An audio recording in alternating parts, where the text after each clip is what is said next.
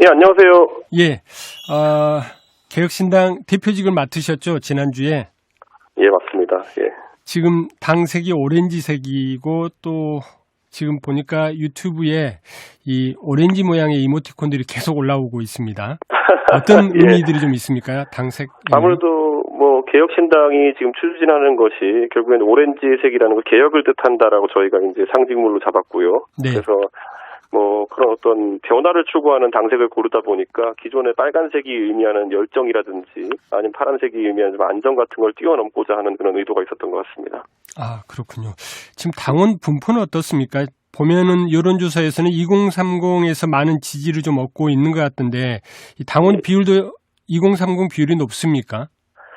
다른 정당에 비하면 2030 비율이 굉장히 높은 편이고요. 다른 정당에서는 10%대 비중을 보이는데 저희 안에서는 2030이 거의 40%, 30% 가까운 비중을 보이고 있거든요. 그래서 굉장히 많은 편이고 나머지 그 연령대 40대, 50대의 그런 어떤 비중도 상당히 높습니다. 그래서 저희는 굉장히 고른 당원 분표를 보이고 있고 저희가 네네. 온라인으로 당원 모집을 했기 때문에 상대적으로 다른 정당에 비해서 60대, 70대 비중은 적은 편이긴 한데요. 저희가 또 이제 종이로 또 당원 가입 원서를 받기 시작하면 좀 달라질 거로 보입니다. 아, 그렇군요. 그러니까 고루 분포되어 있다 이렇게 보면 되겠네요. 과거 이제 국민의힘에서 제가 봤던 통계에 비하면은 그 호남 지역의 그 당원 가입자 수도 굉장히 많은 편입니다. 그래서 전국 정당이고 또 그리고 고른 세대 분포를 가진 정당이다라고 말씀드릴 수 있을 것 같습니다. 아, 그렇군요. 그러니까 지역적으로나 세대별로 봤을 때 고른 분포를 보이고 있다 이런 말씀이시네요. 그렇습니다. 개혁신당의 지향점, 뭐 항상 얘기가 좀 나옵니다만은 뭐 비전일 수도 있고요. 누구를 위한 정당인가 이 부분에 대해서는 어떻게 답을 하시나요? 저희가 보수냐 진보냐 이렇게 물어봤을 때 사실 보수든 진보든 개혁적 성향을 가지는 정책들은 모두 받아들일 수 있다라고 얘기했던 것이 결국 대한민국의 위기를 저희는 굉장히 중요하게 생각합니다. 지금 대한민국이 겪고 있는 위기라는 것이 뭐 인구의 위기도 있을 것이고 경제 위기도 있을 것이고 또 여러 갈등에 의한 위기도 있을 것이고 근데 이런 걸 해결하는 데 있어가지고 기존의 정당들이 전혀 힘을 발휘하지 못했습니다. 지난 3년 동안의 정치를 보면은 대장동이라는 이슈는 사실 사법의 영역에서 다뤄줘야 되는 것이지 정치권에서 네가 나쁘네 내가 나쁘네 하면서 싸울 분야는 아니었는데 네네. 이것 속에서 모든 민생이 실종되었기 때문에 저희는 개혁 하나만을 바라보고 하는 그런 정당이 되겠다 이런 이야기를 했습니다. 아, 그러니까 대한민국이 지금 현재 위기다. 그리고 네. 이 위기를 헤쳐나가기 위해서는 보수 진보를 떠나서 개혁이 필요하다. 오직 맞습니다. 그거 하나만을 보고 가겠다 이런 말씀이신 거네요. 예, 그렇습니다. 근데 이제 일부에서는 국민의힘의 대체제 아니냐, 새로운 보수 정당 뭐 이런 얘기들도 좀 하는 것 같은데 이 부분에 대한 생각도 좀 궁금합니다. 아무래도 국민의힘이 윤석열 정부가 들어선 뒤로 일방주의나 아니면 이런 정치적 혼란을 자꾸 이제 대통령께서 야기하기 때문에 보수주의적 정당의 색채도 보이지 않기 때문에 좀 그런 부분을 보완해달라는 요구도 있습니다. 그런데 저희가 봤을 때는 지금 결국에는 보수나 진보의 이념으로 해법을 이야기하기에는 아까 말했던 위기들이 너무 복잡해졌습니다. 그렇기 때문에 저는 그 시기에 맞는 해법이 중요한 것이지 보수주의 철학에 따른 해법이다 이런 것들이 또 항상 정답인 경우는 아닌 걸로 제가 보고 있습니다. 아, 그러시군요. 지난 주말에 이제 창당을 했는데 이 또 창당 이후에 보통 이제 컨벤션 효과라는 얘기들을 좀 하는데 이 개혁신당이 주목받기도 전에 지금 국민의힘 한동훈 비대위원장하고 대통령 사이의 갈등 이게 지금 언론의 이슈로 전면 등장한 그런 상황이 돼버렸습니다. 민주당에서는 이 갈등을 두고서 대통령의 명백한 정치 중립 위반이다. 법적 조치도 하겠다. 뭐 이런 강경한 목소리까지 좀 나오고 있는데 대표님께서는 이 부분을 어떻게 보십니까? 원래 이제 사실 비대위원장이라고 하는 것은 선출된 권력은 아닙니다. 보통 이제 임명된 권력으로 보는 시각이 크고 그러다 보니까 그 권력을 쥐어준 사람과의 관계가 상당히 중요합니다. 그런데 지금은 김기현 대표를 쫓아낸 것도 윤석열 대통령이요. 그다음에 한동훈 위원장을 앉힌 것도 윤석열 대통령이라는 인식이 많은데 그 권력을 준 사람이 부정하기 시작하면은 비대위원장의 권위는 원래 떨어져야 되는 게 정상입니다. 그런데 어제 오늘 분위기를 보면은 결국에는 윤석열 대통령에 대한 비토 정서가 너무 크기 때문에 한동훈 위원장에게 상대적으로 동정 여론이 갈 수밖에 없는 구조거든요. 그래서 이거는 저는 그래서 어제부터 계속 얘기하던 것이 좀 의도된 갈등일 가능성이 높다라고 좀 보고 있는 것이죠. 그 여권에서 결국에는 선거를 앞두고 아무리 윤석열 대통령과 한동훈 위원장을 분리해서 보려고 해도 그렇게 봐주지 않는 여론이 있는 상황 속에서 이 정도의 갈등이면은 그런 것이 가능하다라고 이제 보는 어떤 전략가들도 있지 않았을까 이런 생각을 하고, 오늘 만약에 어떤 시도든지 봉합되는 형태를 취한다 그러면은 애초에 봉합 단계까지 상정하고 움직인 것이 아니냐 이런 생각을 합니다. 굳이 이 시점에 그렇게까지 해야 될 이유가 있을까요? 이게 그 이후에 나온 표현들을 보면 대혼란이다 이런 얘기들까지 좀 있는데, 굳이 지금 말씀하신 것처럼 의도된 갈등까지 나름 뭐라고 해야 될까요? 이렇게 약속대련이라는 표현도 좀 어제는 하셨던 것 같은데, 그렇게까지 가야 될 이유가 있을까요? 제가 말씀드렸던 것처럼 한 달 동안 이제 한동훈 위원장이 비대위원장직을 수행하면서 정말 웬만한 언론들이 다 미뤄졌다고 볼 수 있을 정도로 많은 기사가 쏟아졌거든요. 네네. 그럼에도 불구하고 여권의 지지율 확장세라든지 이런 것들이 주춤하고 실제로는 일부 조사에서는 더 떨어지는 경우도 나오는 거로 봐서 여권 내 선거를 기획하는 사람들은 조바심이 좀 났을 겁니다. 그러다 보니까 대통령과 비대위원장의 갈등을 한번 부각시키는 것이 차별화에 도움이 될 것이다 라는 판단한 사람도 있었을 것이고요. 근데 이게 실제로 이제 국민들의 정치에 대한 의식 수준이 높기 때문에 이게 만약에 어설픈 봉합으로 끝난다고 한다면은 저는 많은 국민들이 그런 효과에 대해서 반문할 것이고요. 그렇기 때문에 저는 지켜봐야 된다 생각하지만 오늘이 아마 분기점이 되지 않을까 생각합니다. 아, 그렇군요. 기왕이 다른 부문의 정치 얘기가 나왔으니까 선거 제도 관련된 부분도 좀 여쭤보고 가겠습니다. 지금 여야 민주당하고 국민의힘 논의를 좀 보면은 지난 21대하고 좀 비슷하게 가지 않을까. 준연동형 비례대표제의 비례연합정당, 좋게 표현하면 그렇고요. 위성정당 이렇게 좀 갈 가능성이 좀 커 보이지 않나 싶은데요. 저는 위성정당을 각 당이 차린다고 하더라도 지난 선거 때만큼의 파괴력은 나지 않을 것이다. 저는 이런 생각을 하고, 왜냐하면 양당의 존재 가치라는 것이 상대당에 대한 비토 정도로 축소되었지 양 당에 대한 충성심 자체가 높아진 건 아니다 이런 판단하거든요. 그렇기 때문에 유권자가 본인이 들고 있는 하나의 지역구 표, 하나의 비례투표표를 같은 정당과 위성정당에 이렇게 넣는 그런 의식조차 좀 약화되지 않았을까라는 생각을 합니다. 아, 그렇군요. 네. 이제 개혁신당 얘기를 좀 해보겠습니다. 개혁신당이 이제 창당 전부터 주요 공약을 지금 하나씩 내놓고 있는데, 제1호 공약이 또 KBS와 관련된 거에서 여쭤보지 않을 수 없습니다. 공영방송 지배구조 개혁, 또 수신료 폐지, 조세 지원 이런 부분이 좀 골자인데, 이걸 1호 공약으로 굳이 내건 이유가 어디에 있습니까? 아무래도 언론은 국민의 뜻을 정치권이 받아들이고 또 반대로 정치권에 던지고 싶은 질문을 국민들이 투사하는 경로입니다. 그렇기 때문에 저는 그런 부분에 있어가지고 공정성이 확보되고 그리고 신뢰가 확보되지 않으면은 결국 정치가 제대로 민심을 반영할 수 없다 이런 생각을 하고 있거든요.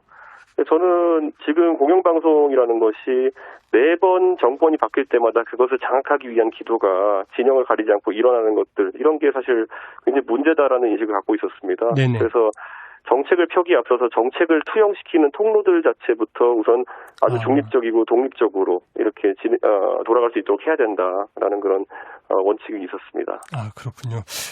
언론을 두고 세계를 보는 창이다 이런 얘기도 좀 합니다만, 지금 대표님께서 투영한다. 그러니까 정책을 내놓기에 앞서서 이 국민들에게 정책이 전달되고 또 국민들의 의견이 반영되는 그런 통로를 명확히 할 필요가 있다라는 그런 생각을 하셨다는 말씀이시네요. 그렇죠. 그리고 제가 사실 제가 순천에서 4개월 동안 거주하면서 윤 기자님과 같이 또 고청 출연도 하고 했지만은 제가 가장 느꼈던 것은 결국 KBS라는 곳은 공영방송으로서 상업방송과 다르게 좀 지켜야 될 책무들이 있다는 것이고, 그리고 부담하는 그런 일정한 영역이 있는 것인데, 예를 들어 지역국을 운영해서 지역의 소리가 반영되도록 한다든지 이런 것들도 중요한 사무인데 지금까지 KBS에게 방만 경영이라고 해가지고 그런 것을 축소하도록 강제한다든지 이런 것들도 저는 굉장히 좀 안 좋은 방향을 느꼈기 때문에 이번에 조세 지원이나 이런 방식을 통해 가지고 그런 공익적인 서비스들은 항상 유지될 수 있도록 하는 것도 중요하겠다 이런 생각을 했기 때문에 이건 나름 제 경험에 바탕으로 해가지고 저도 고민했던 부분도 있습니다. 아, 그렇군요. 지역에서 경험하신 부분도 또 이 정책을 공약을 만드는데 또 많은 고려사항이 좀 됐던 거라고 말씀을 해주셨습니다. 그리고 두 번째 내놓은 게 이제 노인 무임승차 폐지 공약이었는데 상당히 강한 비판의 목소리를 좀 들으신 것 같습니다. 그런데 뭐 사실 이런 겁니다. 지금까지 지하철 노인 무임승차라고 하는 것은 우리 순천 시민들이나 아니면 전남 동부에 있는 시민들 같은 경우에는 뭐 있다는 혜택이 있다는 건 들어보긴 했지만은 누릴 수 없는 그림의 떡 같은 혜택이었다 이런 생각을 합니다. 제가 순천에 거주할 때도 보면은 결국 버스라고 하는 것이 1,500원 가까이 2020년부터 이제 가격이 올랐었는데 저는 사실 이건 서울 버스 요금보다 비싼 거거든요. 아무래도 버스의 수요나 이런 것들이 부족하다 보니까 버스의 단위 가격도 비싸고 그러면은 예를 들어 전남 동부에 사시는 분들은 서울에 있는 오히려 수도권에 있는 분들, 역세권에 계신 분들이 그런 혜택을 누릴 때 어떤 교통복지도 누리지 못하는 상황이었거든요. 그래서 저희 정책의 골자를 보면은 수도권에 있는 무임승차 혜택은 이제 폐지하되 저희가 1년에 전국 누구나 노인에게 1년에 12만 원 정도의 교통 선불 카드를 제공하겠다 이런 바우처 제도를 얘기했고 그러면 저는 전남 동부 지역에 사시는 분들 같은 경우에는 지금까지 받지 못했던 교통복지 혜택을 받게 되는 것이기 때문에 오히려 확장적이다. 그리고 요금도 나중에 이제 그 12만 원이 소진된 다음에는 40%씩 할인하는 방향으로 가겠다 해서 저는 서울에서도 역세권에 사시는 분들이 아니라면은 이 정책에 대해서 굉장히 이득을 보는 분이 많다 이렇게 얘기를 드립니다. 순천시 노인의 분들 얘기를 좀 한번 들어봐야 될 것 같습니다. 그리고 이제 공약과 관련해 가지고 여야 모두 다 이제 인구 감소와 관련된 공약들을 내놨는데 이게 요즘 이제 지방 소멸뿐만 아니라 국가 소멸 얘기까지 나오면서 이 부분에 대한 공약들도 좀 관심을 갖고 신당에서는 어떤 얘기를 하는가 좀 기다리는 분들이 좀 많이 있을 것 같은데요.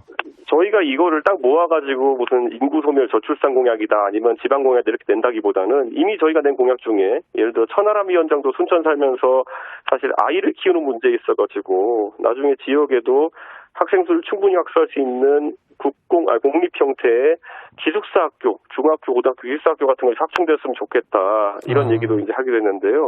저희는 어떤 지방을 살리는 그런 좋은 학교를 다시 복원하는 형태의 정책 같은 것도 저희는 굉장히 고민을 많이 했고 이미 발표했고요.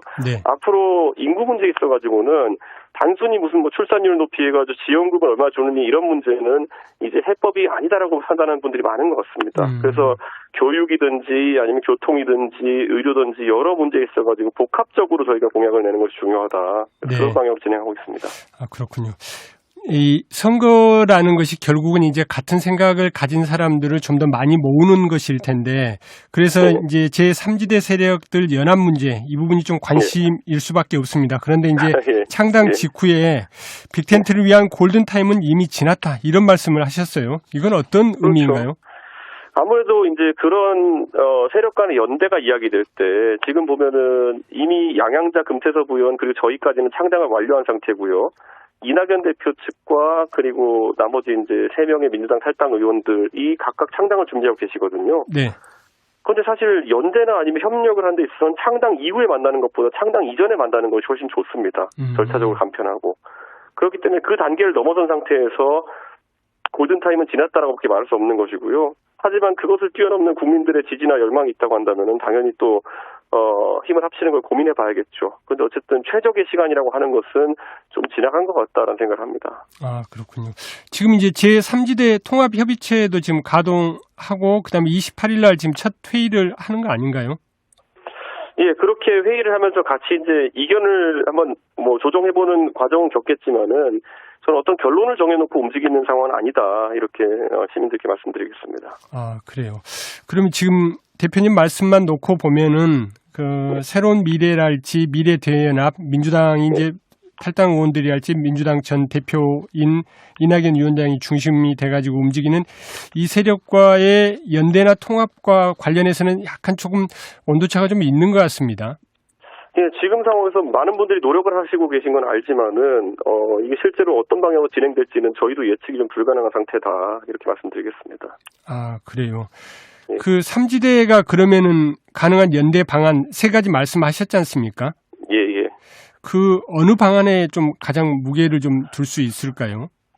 제가 이제 비빔밥론을 이야기했는데요. 예. 그 비빔밥론이라는 것이 결국에는 각자 색채를 가지고 그 고유한 색채를 지킬 수 있도록 하는 연대 방식이 뭔가를 고민해야 된다. 이런 생각하고요. 예를 들어 이걸 갈아버리게 되면은 솔직히 죽이 되는 것이거든요.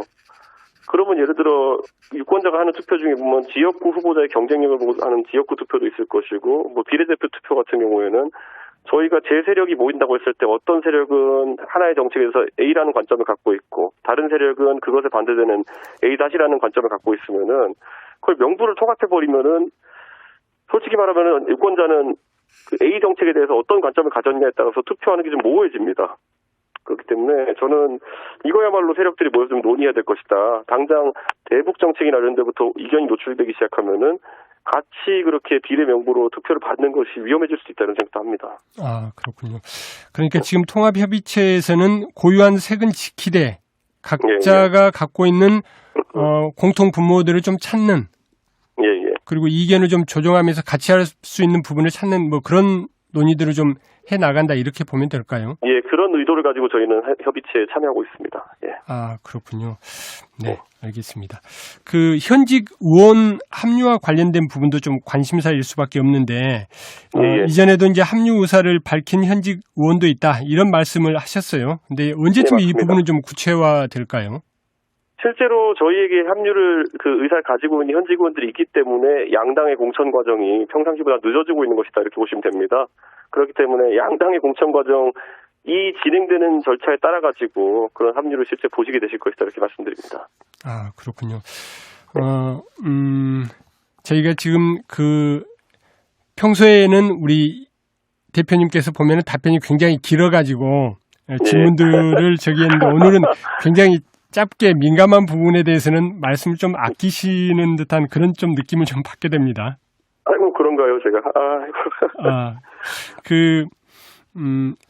대표님께서도 지금 지역구 출마를 하시는 건가요? 어떻습니까? 예, 저는 신당이 차려지면 당연히 신당에서 최전선으로 가서 싸우는 역할을 해야 된다라고 항상 생각하고 있었고, 실제로 그렇기 때문에 지금 제가 뭐 원래 서울 노원의 상계동에 이제 지역구를 두고 있는데 이곳을 포함해가지고 뭐 영남 지역에 출마해달라는 여론도 또 일부는 또 뭐 세종시나 아니면 뭐 이런 곳 상징적인 곳에 출마해달라는 여론도 있고 또 실제로는 지금까지 소위 서진정책이라 불리는 호남에 대한 여러 가지 노력을 했던 거 정책 개발했던 그런 경험을 바탕으로 해서 호남 출마를 해보는 게 어떠냐라는 제안도 있었고요. 네네. 그렇기 때문에 진짜 의미 있는 출마를 해야 된다라는 생각을 가지고 여러 안을 검토하고 있습니다.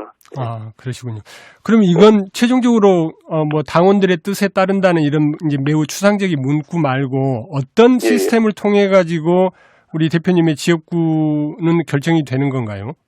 실제로 당내에 여러 전략 단위가 있는데 전략 단위에서 저희 결정해가지고 그 신당이라고 하는 것은 국민들의 주목을 받는 어떤 그런 선거를 좀 해야 되기 때문에. 그 회의체의 논의 결과에 따라가 전략 단위의 논의 결과에 따라 가지고 결정하지 않을까 이런 생각을 하고요. 선거라는 건 물리적으로 이제 준비해야 될 시간이 있기 때문에 앞으로 몇 주 내에 너무 늦지 않은 시간 내에 결정해가지고 아마 시민들에게 알리지 않을까 이런 생각을 합니다. 민주당이나 국민의힘 같은 경우는 공천관리위원회가 그 공천과 관련된 룰들을 정하고 공천 방식들 뭐 이런 것들을 정하는데 신당 같은 경우는 지금 그런 단위들을 갖추는데 쉽지는 않아 보이는데 지금 말씀하신 전략 단위에서 논의한다. 이게 지금 그런 역할을 수행한다고 보면 될까요? 그럴 뿐더러 저희는 굉장히 특이하게 저희가 신당 창당을 준비하면서 공천 절차를 전부 다 온라인상에서 처리할 수 있는 온라인 공천 관리 시스템을 저희가 완성을 해놨습니다. 그렇기 때문에 그 공천 같은 것이 사실 국회의원 선거에 참여해본 경험이 없는 분들도 그 후보로 등록하기 위한 절차 이런 것들을 다 자동화해놓은 상태이기 때문에 아마 저희가 시작을 하는 순간 굉장히 효율적인 공천 프로세스를 보여줄 것이다 이렇게 생각하고 지금까지는 공천이 투명하게 관리 안 돼가지고 항상 문제가 많았었는데 굉장히 투명하게 관리되는 모습을 보여줄 수 있을 것이다 이렇게 생각합니다. 지금 순천 지역 같은 경우는 천하람 후보가 순천에 출마하느냐 이 부분이 굉장히 큰 관심사인데 지금 현재 이제 최고위원이지 않습니까? 개혁신당에서 천하람 최고위원 같은 경우는 순천 출마 어떻게 될까요? 천하람 최고위원 같은 경우에는 순천 출마에 대한 의지가 굉장히 강하고요. 그래서 애착을 가지고 순천 지역에 대한 그 공약도 개발하려고 노력 많이 하고 있고 하지만 저도 마찬가지로 상계동에 대한 애착이 굉장히 크고 항상 출마를 준비하고 있지만은 결국에는 신당이라고 하는 것이 어느 정도의 상태의 선거에 돌입하게 되느냐에 따라 가지고 개인보다 당의 목표가 우선할 수도 있다라는 거는 뭐 원론적이면서도 당연한 이야기이기 때문에 제가 순천 시민들께 늦지 않은 시점에 아마 천하람 그 최고위원의 판단을 알려드릴 수 있지 않을까 이런 생각을 하고 있습니다. 아, 그렇군요. 늦지 않은 시점이라면 언제쯤입니까? 저희는 최대한 빠르게 이걸 결정하려고 준비하고 있고요. 당장 저희가 물리적으로 이제 그저께 창당을 했기 때문에 저희가 그 이후에 선관위 등록하는 절차가 끝나면은 아까 말했던 공천관리기구나 이런 걸 출범시키면서 회의를 통해 가지고 결정하지 않을까 생각합니다. 그러면은 개혁신당은 지역구 후보는 어느 정도나 지금 낼 수 있을 걸로 기대를 하시나요? 지금 실제로 저희가 출마를 준비하고 있는 후보는 약 80에서 100명 정도는 된다 이렇게 판단하고 있고요. 예. 물론 이것이 나중에 뭐 소위 말하는 빅텐트 논의 이런 걸 통해 가지고 다른 세력에서 합류하시는 분까지 하면은 전국의 253개 지역구 중에 상당수의 후보를 낼 수 있지 않을까 하는 생각을 하고 있습니다. 앞서 이제 그 삼지대와 가능한 연대 방안 세 가지를 얘기를 하시면서 지역구별로 후보를 나눠서 내는 방안, 그 방안이 하나 들어있는데 이후 이제 삼지대 통합 논의 과정에서 지역구별로 후보를 나눠서 내게 된다면은 뭐 전 지역구에서도 낼 수 있지 않을까. 이낙연 위원장 같은 경우, 새로운 미래 인재영입위원장 같은 경우 그런 말씀도 좀 하시던데요. 그 가능성도 좀 있습니까? 저는 이낙연 총리님은 어쨌든 호남에서 상당한 어떤 기대를 받고 있는 정치인이고, 그런데 최근에 이제 그 대선 경선 패배 이후에 다소 이제 약간 위축기를 겪고 있었고, 이번 총선을 통해 가지고 다시 이낙연 총리에 대한 기대감이 호남에서 모일 수 있다 이렇게 보고 있습니다. 그렇기 때문에 그 과정에 따라 가지고 저는 호남 지역에서도 이낙연 총리를 따르시는 분들의 출마가 상당히 많을 것이다 이런 기대는 하고 있습니다. 그러면은 이 개혁신당 그리고 삼지대가 연합했을 때 향후 4월 총선에서 당선 목표는 어느 정도나 지금 예측을 하십니까? 저희는 최소 이제 교섭단체 구성부터 최대 5, 60석까지의 의석을 확보해야지 대한민국 정치에 있어서 균형이 생긴다 보고 있습니다.